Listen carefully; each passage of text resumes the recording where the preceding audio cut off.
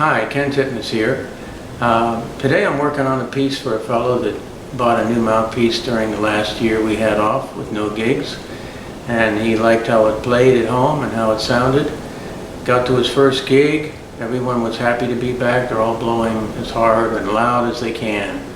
And guess what? His rim hurt after the second set. So gave me a call and asked me what I thought. And I thought, well, how about let's flatten the rim just a hair, take a little of that crest off the top, and take a little heat off of that inside corner.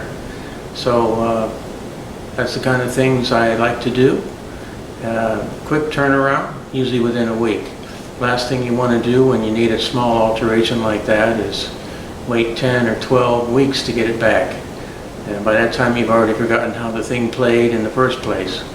So if you want a quick alteration and a quick turnaround, give me a call.